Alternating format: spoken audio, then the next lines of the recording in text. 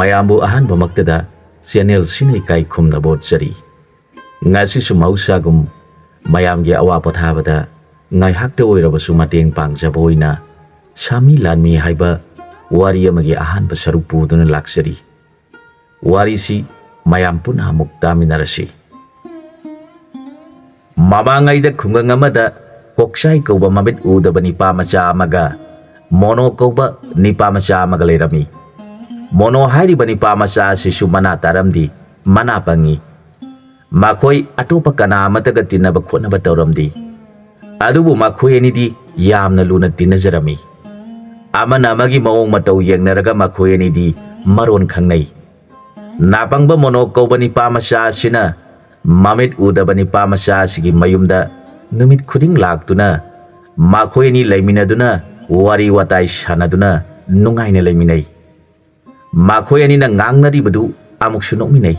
amuksu kapminai makhoi gi matau adu auba misingna makhoi ani bu karamna pau phaunari bano hainai napangba sina mamit udaba nipa macha asigi makut paiduna satminai asumna kumai harau pomna makta makhoi ani loina duna satminai nongmari isai kumai amak khuna duda pangthoklami makhoi ani su isai taba satli miyamna nokpu uraga makhoi su noi miyam aduna haraubagi inin taraga makhoi ani su harauba yawi mi kharana sumna hainai makhoi ani asibu mamit uba sidi khara fare aduga mamit udaba sidi karamna nungaiba phauri bano mahana nungaiduna nokliba sibu haina badu mana singba mamit udaba duna taraga hera aikhoi su tari banida kari kumhai no isai da pangsakta sai jagoi di sade khumlakhi aduga mana pangba duna hoine kari kumhai no khangdi jagoi da pangsa da sai isai di sungsak sakti hairakhi makhoi ani du sauraduna asigumba sibu yengba hongnabra kari nungai duna leisabi pakhang singa sina harauri bano hairam laga satlasi haina duna makhoi mafam madudagi mana pangba duna mamit udaba dubu samna duna satkre makhoi ani na ngangnai itau kari nungai bagi no leisabi pakhang singa sina aduk mathwai nungai ni yengnari budubu haina raga mayumda mana pangba duna mamit tangba dubu thinjin birami nongalabada mi singna mana pangba duda nahakti sei taba chatlubadu nungai rakpra hanglakhi na pangbana karibu nungai ga dobunoda isai di sungsak sakti masa de pangnom da nomi hairakhi hangliba mi singaduna na pangba duda ngasi di nungai ba kumhai ama tawgani hairi saluidra hanglakhi maduda mana khumi halakpa thengba duda chaba tanduna sakti sadre hangliba duna ngasi saluidra haibani hairakhi mana khumi thenglaba duda tanduna sadabani isabudi karisu tawdeda khumi hangliba nupi aduna nokladuna mu hairakhi ngasi su salu ngasi de nungaiba kumhai ne haibani mana khumi imana di sakchau hai aina tanduna sadabani nupi aduna mu hairakhi satke hairabadi akhoi su satkani saminasi napangbana yansang bodi ahaubani imana su saru hai aina thenglabaduna tanduna toklabani khumi hangliba nupi adu onthokpani da khanduna amu hangkhidre mama aduna hairakhi ibungo nahak nane khoida chatuna paisa si khara piru haiduna lupa khara pire maduda mahang khali ima si ngarang isei taba chatpada mina paisa thanai haibudu da ngasidi aibusu paisa tharu so haiduna paisa piri bani khanduna hairakhi ima aiha ngasidi isei taba chatlaroi paisa do pamui isai di amata saktana machinda pangleng da lengi yengning de chatlaroi hairakhi wadu taraga mama aduna onthok panida aigi isa sigi mataw asidi soli aduga mama aduna hairakhi se nangna isai janing drabasu nane da paisa se piru so haiduna mama aduna lupa khara pire mana khali ima sina aina chatlaroi haiba duda mina paisa thanai khangladuna aibu paisa piri bani phanadum phare aiha kokchai khoida chalaga magi machanupi lairang tonga wari sanaruki ge khanduna Mafi hongladuna mamana piriba lupa kharadu lauraga chatkre. Mahak mamo nungaina mamit udaba magi marup koksai khoida lakle. Lairang tona tada lakpiribara hairaga phida puthoktuna phamhali. Aduga hairakhi. Tamono ngasidi sakrasi. Mana khumi. Ngasidi salaroida. Isaisu sakti machinda lengaga masada pangomda nomi. Itaw di saning lamgadra khangde khumi. Lairang tona ho ngasidi aikhoida sakrasi haibani tarabra hanglakhi. Mana khumi. Adugi budi Laisabising aduna makhoiga puna saminasi haiduna Laisabising aduna munaribani. Wadu taraga lairang tona thida aina haibana ma mana khumbana mana mo hairakhi. Aidi angang nupi singa puna samina badu awubasingna kari khalamgadabano khanbada akiba poi. Karigumba makhoina satminariba laisabising aduga mari lainai khankrabadi makhoina paukthokkhiduna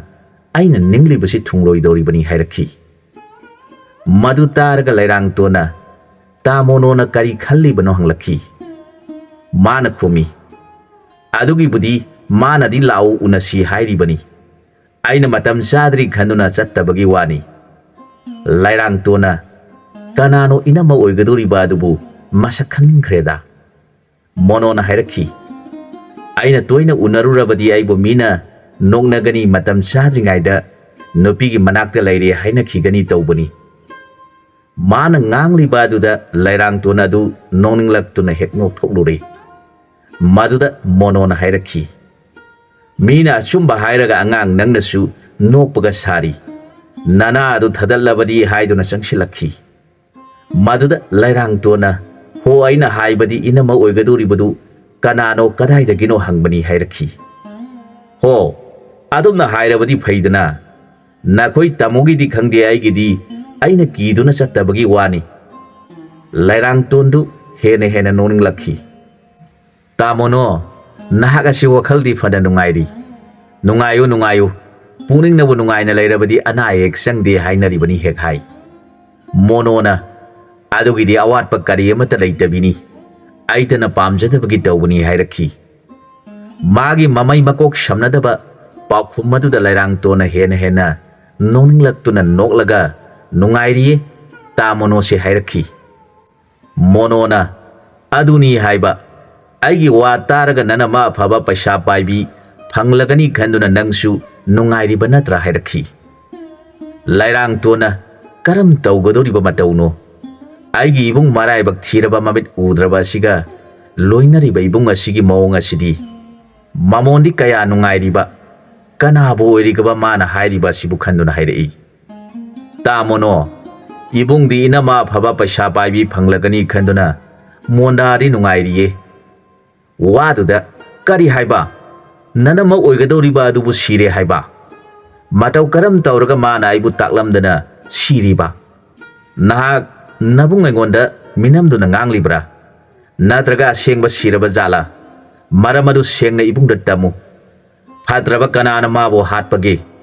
Natraga karamba fatraba lainano mabo sienbage haibadu asengba matang nabung aingonda tamu. Kariguma tam thiba lainana mabu laikhidaba thoklabadi nabung aihak amuk hana yum pankraroi. Aihak maiba saduna taibung jiba kannaba honagani. Aduga mabu pamba phatraba tambasingna namja namthekneduna hatkhibo oirabadi nabungna soidana laman singba ngamba isanna bor pibiu hairaga lairang tonda kaplaga khurumjarakhi. Lairang tona kari matauno tauriba matawa sibu khalaga hairai. Tamono sire haiba natiye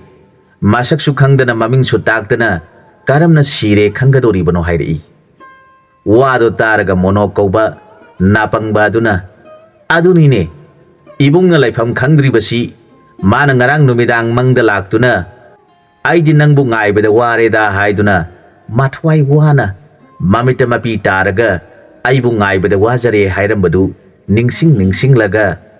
magi maung matau adubu karamna kaugadoribano hairaga kablai. Magi matau adu urga lairang ton kaubi ibe madusu matau yengba ngamdabadagi kablai. Aduga amuk sukhalai. ता मोनोगी मतौ येंबा ngamdabadagi kappa yaururiba aisu magumna ngauba yaure mana hairibasi kanano karino haibasu khangdana magi mamitagi pi tabu uraga karigi aina yaururibano khanduna mathanta mahagna kapluriba du ningsinglaga noklei aduga hairakhi ta mono nahak sak saraga chalu aikhugi tamosu laibani magi manakta sangduna lairuro aihak sak thonglukige hairamlaga imungda changki monodu mamitagi mapi taraga magi marup koksai manakta changlakhi magi khonjal adu taraga magi marup ngasai makhai machanupiga ngangnaribudu taduna noktuna lairiba mahangna hanglakhi itaw nahangna ichanupiga nanga khangnaba adu sire haiduna nangna kapliba ichanupi adubu kanano hanglakhi maduda mana bhavna itaw di karamna kanana haiduna mahak side hairiba hoine aduna gyantana hairabadi aisu puning nungsiba kharadi faragani dana hairakhi maduda mitangba koksaina itawgi ichanupi itawga khangnajaba ma lai hairibadubu kadaidagino kanano haina manakong mayada lona tapna hanglakhi mahak manakong mayada tapna haibadi khara khara tai maduda man hairakhi itaw ngarang aigi mangda laiba asigi ningthaugi machanupini haiduna ama masamana ifa phana laktuna mana aibu ngaibada wareda haiduna kaptuna hairami madudaina ibe manahapu kari naming kaubano kari maramgi nangna aibu ngairibano hangbada aidi nangi nanai nupini nangi seba tawduna leigadoribani adubu nangi sulakti hairakhi madudaina haikhi nangdi ningthaugi masani suhai aidi misam praja amagi masani madugi su mathakta ina su pangduna mayanga mimana daba misak oiduna leiribani nangna aibu kariyamnaduna hairibadu nangi kari kanaribano nangna aibu mimana dabani khanduna langnariba haibadura hanglabada mahak yamna kapkhi makhoi ani sanariba wari adu machan lairang tona tumina tai ta monogi sidi mamangi wa oire onthokpa matau haibaduni karam tawraga magi nungaitriba sibu kohangadage khalakpada mana thonggadoriba nga asibadu makhoi anigi manakta pusilaklaga ta mono masigi nga asibasi thonglage masi saminarasi hairakhi maduda magi marup aduda mana hairibasi kari hairibano haina hangi mitang baduna manakong maya aduda tapna nga sibasi thonglage saminasi hairibani marumna pangkhan khanduna ichanupidu sire haina khalibadu nati nga sibasi thongduna saminarasi haibani hairakhi magi wadu khara khara tarabani na machanupi adu yenglaga angaubi adu ko hairaga loredana adudi natana nanama sire haibaduda aidi nungsa thikraduna thawaisi kayada wakrabano hairakhi maduda lairang tuna thida sono asidi hairakhi maduda mana hoine adu oirabadi saminaraga loredana ningthina thonglo ibung su isana thongba aduna pumna mangna thongbadagi heli khalibani hairakhi lairang tuna wangang lurabadi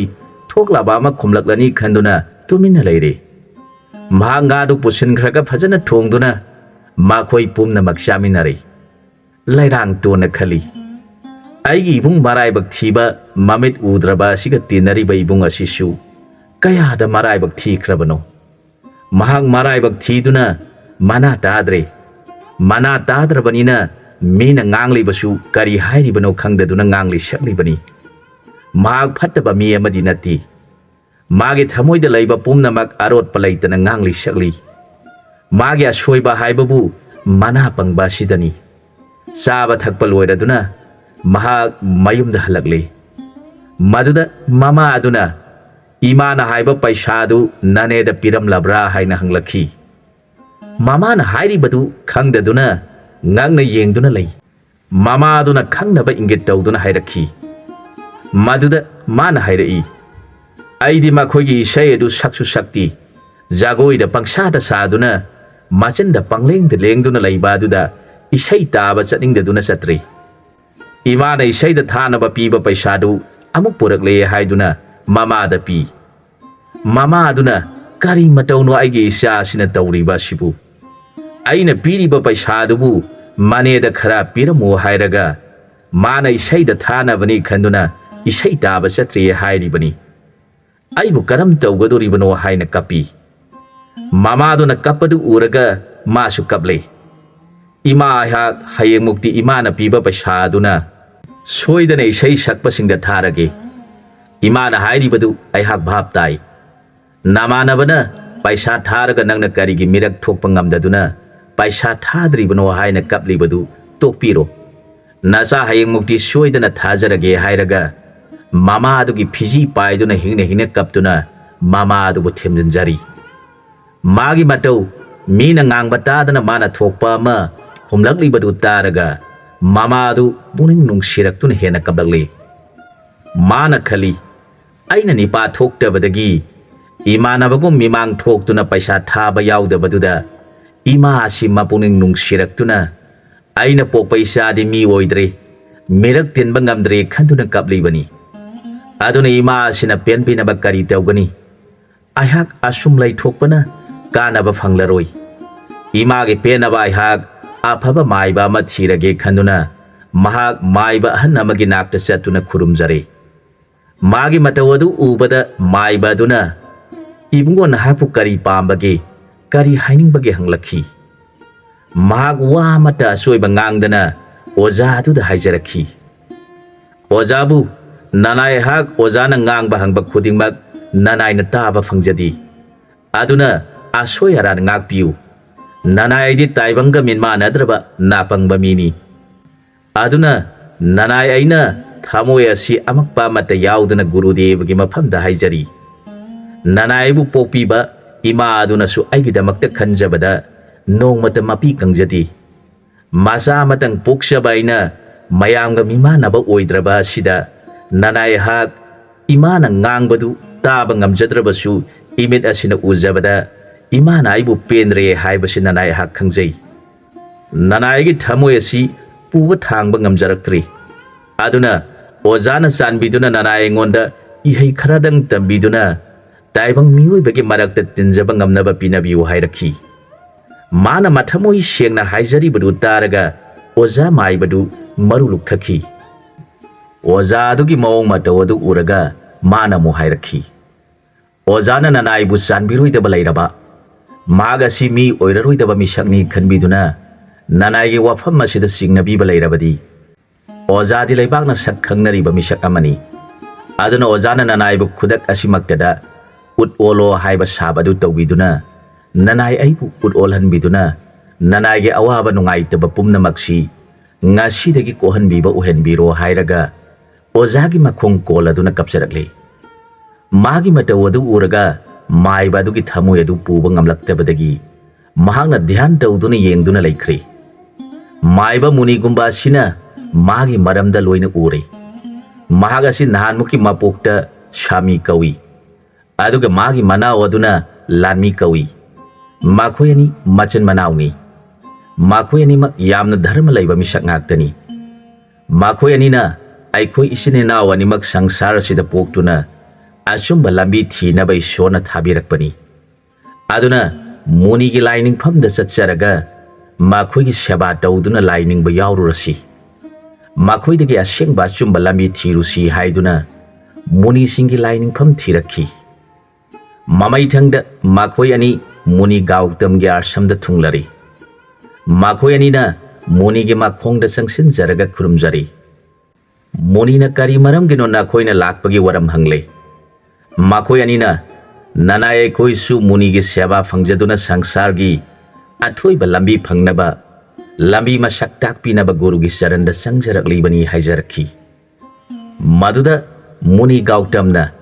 इसासा फारे फारे नाखोयनि मक लैजरो अदुबु मापु मागी असुम्बा लंबी मसक खंगनबा तानबदी अराइबा मदी नती खांगबा कनबा अवाना कीदबा हिंगनबगिदमक मीदा अयतपा ओइदबा असुम्बा लंबी मसक खंगना थीबा पुमनमक ईश्वर फंगनबगी लंबी ngakतनी अदुना ngasi कौबा नुमित असिदगी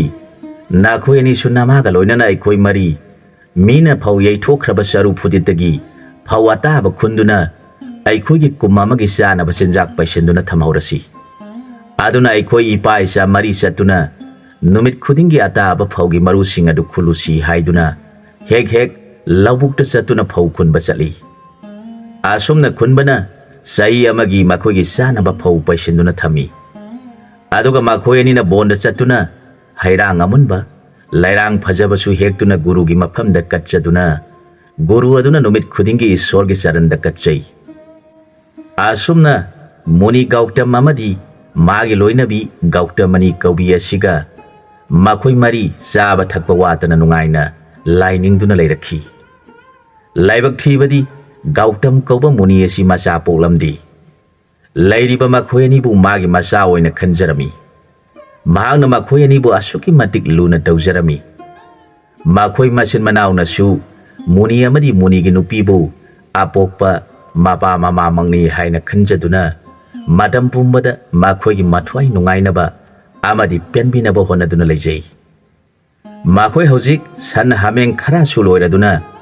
मखोई लाइनिंग फम बोन अदु निंगथिना सेम सादुना मखोई अनिना ngak सेंदुना लै मखोई अनिमक गुरु की कृपा फंगलबा मिसक हाइबदु ओइरदुना नोंगानबगा गुरु की लाइनिंग फम निंगथिना दैथोकपा लाइदा कनबा हाइलै थिजरुबा मदुगी तुंगदा सनबीसिंग संगोम सुंबा अमसुंग हामेंगे संगोम सुंबा तौदुना लै मखोई अनिगी मतौदा मुनि पेनख्रदुना हाइरखी इपा नखोई अनिगी सेबादा पेले नखोई नमागा लोइनना इपागी कुती असि संगदुना लैरमु इपा त्रिथा खरा चतुना लाई खुरुमलुखिगे हाइरमलगा मुनि खोंसानख्रे सामी लामी मचिन मनाउना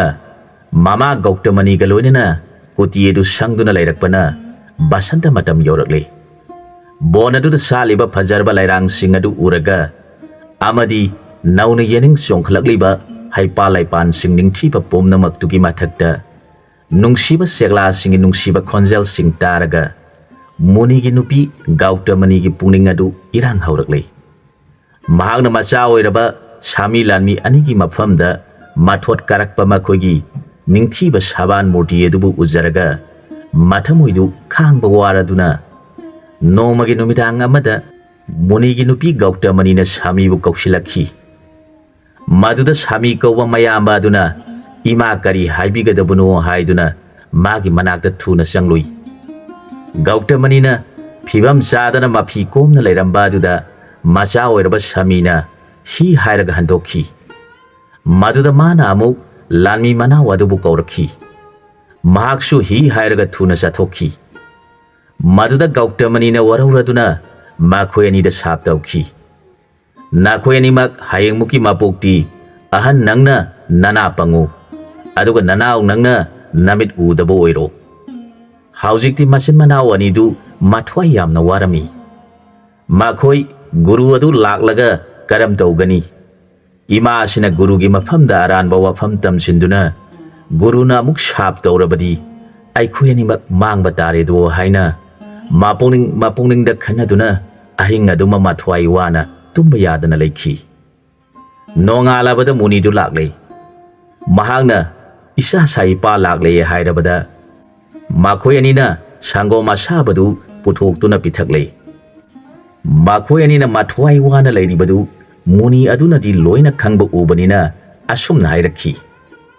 इसा सा नखोई अनिना नमागे साप फंगलदुना नाथवाई वारिबदु इपाना उबदा नखोई अनिगी दोष लैतबना इपाना नखोई अनिदा बोरम पीगे मदुना नखोई अनिगी दोष कोक्शब ओयु नखोई अनिमक अमना नमित तांगना पोलगनी अदुगा अमना नना पंगना पोलगनी नखोई खरा चारको मतम मदुदा नमित उदबा नना तादबा अदुना मरम ओइरगा नखोई थमोइदा सिनिंगबा फाउरखिगनी मतम मदुदा Namit उदबा नंगदि चटपा ngamdaduna chathoktuna leirabada nana pangba nayamba nangna nathwai nungairaktebadagi akhangba pandit maiba muni thirakhigani maiba pandit adu thengnajarabada mana takpagi matungina nakhoini chatuna bon amada hameng haiba sadu loiraga chabi hanubi ama leiriba aduda ꯆꯪꯖꯗꯨꯅ ꯃꯥꯒꯤ ꯂꯣꯏꯔꯤꯕ ꯍꯥꯃꯦꯡꯒꯤ ꯁꯪꯒꯣꯝ ꯑꯗꯨ ꯅꯈꯣꯏ ꯑꯅꯤꯅ ꯊꯛꯆꯔꯕ ꯃꯇꯝꯗ ꯅꯈꯣꯏꯅ ꯐꯪꯈ꯭ꯔꯤꯕ ꯄꯥꯕ ꯑꯗꯨ ꯀꯣꯛꯆꯗꯨꯅ ꯅꯅꯥ ꯄꯪꯕ ꯅꯪꯁꯨ ꯇꯥꯕ ꯑꯣꯏꯖꯔꯣ, ꯅꯃꯤꯠ ꯇꯥꯡꯕ ꯅꯪꯁꯨ ꯅꯃꯤꯠ ꯎꯕ ꯑꯣꯏꯖꯔꯣ, ꯏꯆꯥꯁꯤꯡꯒꯤ ꯗꯣꯁ ꯀꯔꯤꯁꯨ ꯂꯩꯇꯅ ꯗꯣꯁ ꯑꯁꯤꯕꯨ ꯐꯪꯍꯜꯂꯤꯕ ꯑꯗꯨꯅ ꯍꯥꯃꯦꯡ ꯑꯃꯣꯝ ꯑꯣꯏꯗꯨꯅ ꯃꯍꯥꯛꯅ ꯄꯥꯝꯂꯤꯕ ꯅꯈꯣꯏꯗ ꯅꯄꯥꯞ ꯑꯣꯏꯍꯟꯈꯤꯕꯒꯤ ꯃꯍꯥꯛꯀꯤ ꯁꯪꯒꯣꯝ ꯑꯗꯨ ꯅꯈꯣꯏ ꯑꯅꯤꯅ ꯊꯛꯆꯔꯒ ꯗꯣꯁ ꯀꯣꯛꯆꯧ ꯍꯥꯏꯔꯛꯈꯤ꯫ ꯒꯧꯇꯝ ꯃꯨꯅꯤꯒꯤ ꯋꯥꯗꯨ ꯇꯥꯕꯗ ꯃꯥꯒꯤ ꯅꯨꯄꯤ ꯒꯧꯇꯃꯅꯤ ꯀꯧꯕꯤꯗꯨ ꯁꯪꯁꯥꯔ ꯊꯥꯗꯣꯛꯈꯤ꯫ ꯃꯍꯥꯛꯀꯤ ꯑꯁꯤꯕ ꯍꯛꯆꯥꯡ ꯑꯗꯨ ꯃꯈꯣꯏ ꯑꯅꯤꯅ ꯅꯤꯡꯊꯤꯅ ꯁꯦꯕꯥ ꯇꯧꯖꯔꯒ ꯃꯈꯣꯏ ꯒꯨꯔꯨꯒꯤ ꯃꯐꯝꯗꯒꯤ ꯕꯤꯗꯥꯏ ꯇꯧꯖꯔꯒ ꯂꯥꯛꯈꯤ꯫ ꯑꯗꯨꯕꯨ ꯃꯈꯣꯏ ꯑꯅꯤꯁꯨ ꯀꯨꯏꯅ ꯄꯨꯟꯁꯤꯈꯤꯗ꯭ꯔꯦ꯫ ꯃꯌꯨꯝ ꯌꯧꯔꯕꯗ ꯃꯈꯣꯏ ꯑꯅꯤꯃꯛ ꯁꯤꯔꯗꯨꯅ ꯑꯃꯅ ꯃꯅꯥ ꯄꯪꯕ ꯑꯣꯏꯅ ꯄꯣꯛꯂꯦ, ꯑꯃꯅ ꯃꯃꯤꯠ ꯇꯥꯡꯅ ꯄꯣꯛꯂꯦ꯫ ꯄꯨꯝꯅꯃꯛꯁꯤ ꯑꯣꯖꯥ ꯄꯟꯗꯤꯠ ꯑꯗꯨꯅ ꯎꯔꯗꯨꯅ ꯍꯥꯏꯔꯛꯈꯤ, ꯏꯕꯨꯡꯉꯣ ꯅꯍꯥꯛ ꯅꯍꯥꯟꯃꯨꯛꯀꯤ ꯃꯄꯣꯛꯀꯤ ꯁꯥꯞ ꯂꯩꯗꯨꯅ ꯅꯅꯥ ꯇꯥꯗ꯭ꯔꯕꯁꯨ ꯑꯩꯅ ꯍꯥꯏꯔꯤꯕ ꯑꯁꯤꯗꯤ ꯇꯥꯕ ꯑꯣꯏꯖꯔꯣ ꯍꯥꯏꯔꯕꯗ ꯃꯣꯅꯣ ꯀꯧꯕ ꯅꯤꯄꯥꯁꯤꯅ ꯃꯥꯅ ꯍꯥꯏꯔꯤꯕꯗꯨ ꯇꯥꯔꯦ꯫ ꯃꯗꯨꯗ ꯍꯪꯖꯔꯛꯈꯤ, ꯒꯨꯔꯨꯗꯦꯕ, ꯅꯅꯥ ꯑꯩꯕꯨ ꯒꯨꯔꯨꯅ ꯍꯥꯏꯕꯗ ꯇꯥꯔꯤꯕ ꯑꯁꯤꯒꯨꯝ ꯃꯇꯝ ꯄꯨꯝꯅꯃꯛꯀꯤ ꯑꯣꯏꯅ ꯄꯨꯝꯅꯃꯛꯅ ꯉꯥꯡꯕ ꯁꯛꯄꯗ ꯇꯥꯕ ꯉꯝꯍꯟꯕꯤꯌꯨ ꯍꯥꯏꯖꯔꯛꯈꯤ꯫ ꯃꯗꯨꯗ ꯒꯨꯔु ꯑꯗꯨꯅ ꯅꯨꯡꯁꯤꯅ ꯍꯥꯏꯔꯛꯈꯤ, ꯅꯍꯥꯛ ꯑꯩꯅ ꯅꯪꯒꯤ ꯑꯋꯥꯕꯗꯨ ꯀꯣꯛꯍꯟꯕ ꯌꯥꯔꯣꯏꯗꯧꯔꯤ, ꯑꯗꯨꯅ ꯅꯪꯅ ꯅꯍꯥꯛꯀꯤ ꯃꯔꯨꯞ ꯃꯃꯤꯠ ꯎꯗꯕ ꯑꯗꯨꯕꯨ ꯄꯨꯕꯤꯔꯒ ꯃꯁꯤꯗꯒꯤ ꯑꯋꯥꯡ ꯄꯥꯡꯅ ꯑꯁꯨꯝ ꯆꯠꯈꯤꯕꯅ ꯅꯨꯃꯤꯠ 5ꯅꯤꯒꯤ ꯂꯝꯕꯤ ꯆꯠꯂꯒ ꯃꯤ ꯀꯅꯥ ꯇꯥꯗꯕ ꯃꯐꯝ ꯑꯃ ꯊꯦꯡꯅꯒꯅꯤ꯫ ꯃꯐꯝ ꯑꯗꯨꯗ ꯍꯥꯃꯦꯡ ꯃꯌꯥꯝ ꯂꯣꯏꯕꯤ ꯍꯅꯨꯕꯤ ꯑꯃ ꯊꯦꯡꯅꯒꯅꯤ꯫ ꯅꯈꯣꯏꯅ ꯃꯥꯒꯤ ꯃꯐꯝꯗ ꯆꯪꯖꯗꯨꯅ ꯃꯥꯒꯤ ꯍꯥꯃꯦꯡ ꯑꯃꯣꯝ ꯑꯆꯧꯕ ꯑꯃ ꯌꯥꯎꯔꯤꯕꯗꯨꯒꯤ ꯁꯪꯒꯣꯝ ꯑꯗꯨ ꯈꯔꯗꯪ ꯊꯛꯆꯒꯦ ꯍꯥꯏꯖꯗꯨꯅ ꯍꯥꯃꯦꯡꯒꯤ ꯁꯪꯒꯣꯝ ꯑꯗꯨ ꯊꯛꯆꯔꯕ ꯃꯇꯨꯡꯗ ꯅꯈꯣꯏ ꯑꯅꯤꯃꯛ ꯅꯃꯤꯠ ꯎꯗꯕ ꯅꯪꯁꯨ ꯎꯔꯒꯅꯤ, ꯅꯅꯥ ꯇꯥꯗꯕ ꯅꯪꯁꯨ ꯇꯥꯔꯒꯅꯤ꯫ ꯃꯗꯨꯗ ꯅꯈꯣꯏꯒꯤ ꯅꯄꯥꯞ ꯀꯣꯛꯆꯔꯒꯅꯤ꯫ ꯏꯄꯥꯅ ꯅꯪꯒꯤ ꯅꯐꯝꯗ ꯇꯝꯕꯤꯒꯗꯕ ꯍꯥꯏꯕꯕꯨ ꯏꯄꯥꯅ ꯈꯪꯖꯔꯤꯕ ꯄꯨꯝꯅꯃꯛꯁꯤ ꯇꯝꯕꯤꯕ ꯇꯝꯕꯤꯗꯕ ꯍꯥꯏꯕ ꯂꯩꯇꯅ ꯅꯪꯅ ꯇꯧꯒꯦ ꯈꯜꯂꯤꯕ ꯄꯨꯝꯅꯃꯛ ꯍꯦꯛꯇ ꯃꯄꯥ ꯆꯨꯝꯕ ꯑꯣꯏꯗꯨꯅ ꯃꯪꯒꯣꯜ ꯑꯣꯏꯖꯕ ꯑꯣꯏꯖꯔꯣ ꯍꯥꯏꯅ ꯕꯣꯔ ꯄꯤꯕꯤꯔꯦ꯫ ꯒꯨꯔु ꯑꯗꯨꯒꯤ ꯋꯥꯗꯨ ꯇꯥꯔꯒ ꯃꯣꯅꯣ ꯍꯥꯏꯕ ꯅꯥꯄꯪꯕ ꯑꯗꯨ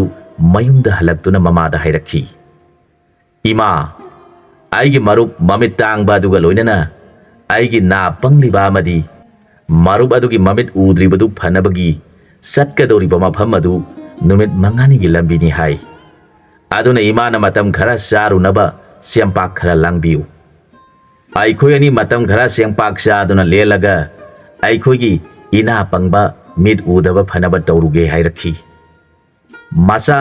ꯃꯅꯥ ꯄꯪꯕ ꯑꯗꯨꯒꯤ ꯋꯥꯗꯨ ꯇꯥꯔꯒ ꯃꯃꯥ ꯑꯗꯨꯅ ꯈꯜꯂꯤ, ꯃꯅꯥꯁꯨ ꯇꯥꯗꯕ, ꯃꯥꯅ ꯀꯅꯥꯅ ꯍꯥꯏꯔꯛꯇꯨꯅ ꯀꯔꯝꯅ ꯃꯥꯅ ꯇꯥꯗꯨꯅ ꯍꯥꯏꯔꯤꯕ ꯋꯥꯅꯣ? ꯑꯗꯨꯒ ꯑꯁꯨꯝꯅꯁꯨ ꯈꯜꯂꯤ, ꯃꯥꯅ ꯍꯥꯏꯔꯤꯕꯁꯤ ꯇꯧꯗ꯭ꯔꯕꯁꯨ ꯑꯃꯨꯛ ꯋꯥꯔꯧꯗꯨꯅ ꯑꯩꯕꯨ ꯁꯥꯎꯒꯗꯧꯔꯤꯕꯅꯤ꯫ ꯑꯗꯨꯅꯗꯤ ꯃꯥꯅ ꯍꯥꯏꯔꯤꯕꯁꯤ ꯂꯥꯡꯕꯤꯗꯨꯅ ꯌꯦꯡꯂꯒꯦ꯫ ꯂꯥꯏꯒꯤ ꯅꯣꯡꯗꯝ ꯑꯃ ꯂꯥꯛꯂꯒꯅꯤ ꯈꯟꯗꯨꯅ ꯆꯦꯡꯄꯥꯛ ꯑꯗꯨ ꯂꯥꯡꯕꯤꯔꯦ꯫ ꯑꯗꯨꯒ ꯏꯁꯤꯡ ꯁꯣꯛꯅꯕ ꯇꯨꯝꯕꯥ ꯑꯐꯕ ꯑꯃꯒꯁꯨ ꯂꯥꯡꯕꯤꯗꯨꯅ ꯄꯤꯕꯤꯔꯦ꯫ ꯅꯥꯄꯪꯕꯅ ꯃꯃꯤꯠ ꯇꯥꯡꯕ ꯃꯥꯒꯤ ꯃꯔꯨꯞꯀꯤ ꯃꯌꯨꯝꯗ ꯂꯥꯛꯇꯨꯅ ꯋꯥꯔꯤ ꯄꯨꯝꯅꯃꯛ ꯅꯤꯡꯊꯤꯅ ꯁꯥꯔꯦ꯫ ꯃꯗꯨꯗ ꯃꯆꯟꯅꯨꯄꯤ ꯑꯗꯨꯅ ꯑꯣꯟꯊꯣꯛꯄꯅꯤꯗ, ꯃꯅꯥ ꯄꯪꯕ ꯑꯁꯤꯒ ꯃꯃꯤꯠ ꯎꯗꯕ ꯑꯁꯤꯒꯅ ꯃꯇꯧ ꯀꯔꯝꯅ ꯑꯗꯨꯛ ꯂꯥꯞꯈ꯭ꯔꯕ ꯃꯐꯝ ꯑꯗꯨ ꯇꯥꯟꯅ ꯆꯠꯀꯗꯧꯔꯤꯕꯅꯣ? ꯍꯪꯂꯨꯔꯕꯁꯨ ꯃꯥꯅ ꯊꯣꯛꯄ ꯑꯃ ꯈꯨꯝꯂꯛꯀꯗꯧꯔꯤꯕꯅꯤ꯫ ꯑꯣꯟꯊꯣꯛꯄ ꯃꯑꯣꯡ ꯍꯥꯏꯕꯗꯨꯅꯤ ꯁꯣꯜꯂꯒ ꯃꯈꯣꯏꯕꯨ ꯈꯥꯝꯈꯤꯗ꯭ꯔꯦ꯫ ꯃꯈꯣꯏ ꯑꯅꯤ ꯈꯣꯡꯁꯥꯟꯕ ꯍꯧꯔꯛꯂꯦ꯫ ꯃꯈꯣꯏ ꯑꯅꯤꯅ ꯅꯥꯝꯕꯣ ꯑꯃꯃꯝ ꯄꯣꯟꯅꯔꯒ ꯃꯈꯨꯠꯇ ꯇꯨꯝꯕꯥ ꯑꯃꯃꯝ ꯄꯥꯏꯅꯗꯨꯅ ꯆꯠꯂꯤꯕꯗꯨ ꯑꯎꯕ ꯃꯤꯁꯤꯡꯅ ꯅꯈꯣꯏ ꯑꯅꯤꯕꯨ ꯀꯗꯥꯏꯗ ꯆꯠꯂꯤꯕꯅꯣ ꯍꯪꯂꯛꯄꯗ ꯃꯤꯇꯥꯡꯕ ꯑꯗꯨꯅ ꯍꯦꯛ ꯍꯦꯛ ꯄꯥꯎꯈꯨꯝ ꯄꯤ, ꯑꯩꯈꯣꯏꯅ ꯆꯠꯂꯤꯕꯁꯤ ꯃꯅꯤ ꯈꯨꯜꯂꯨꯒꯦ ꯇꯧꯕꯅꯤ꯫ ꯃꯗꯨꯗ ꯇꯥꯍꯧꯕ ꯃꯤꯁꯤꯡꯗꯨꯅ ꯑꯣꯟꯊꯣꯛꯄꯅꯤꯗ, ꯃꯃꯤꯠ ꯎꯗꯕ ꯑꯃꯒ ꯃꯅꯥ ꯄꯪꯕ ꯑꯃꯒ ꯊꯕꯛ ꯁꯨꯒꯅꯤ ꯆꯠꯂꯤꯕꯁꯤꯕꯨ ꯀꯔꯝꯅ ꯁꯨꯒꯗꯧꯔꯤꯕ ꯊꯕꯛꯅꯣ ꯍꯥꯏꯅꯈꯤ꯫ ꯃꯇꯥꯡ ꯑꯁ꯭ꯋꯥꯏꯗ ꯋꯥꯔꯤꯁꯤꯒꯤ ꯑꯍꯥꯟꯕ ꯁꯔꯨꯛ ꯂꯣꯏꯁꯤꯟꯖꯔꯦ꯫